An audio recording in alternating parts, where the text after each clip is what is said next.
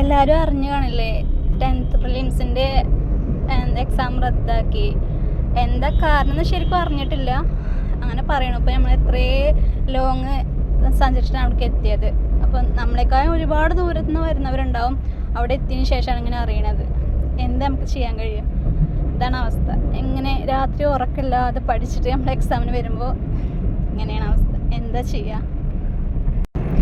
അടുത്ത ഡേറ്റ് ഇനി എന്താ എക്സാമിൻ്റെ അവസ്ഥ ഒന്നും അറിയില്ല, ഒന്നും അറിയാൻ കഴിഞ്ഞിട്ടില്ല. അതൊക്കെ അറിയായിരിക്കും. പക്ഷെ ഇങ്ങനെ ആകുമ്പോൾ നമ്മളെങ്ങനെ എന്ത് വിശ്വസിച്ചിട്ട് എക്സാം എഴുതി ജോലി കയറിയ ഒരുപാട് പേരുടെ അവസ്ഥ ഇപ്പോൾ നമ്മൾ ന്യൂസിലൊക്കെ കാണുന്നില്ലേ?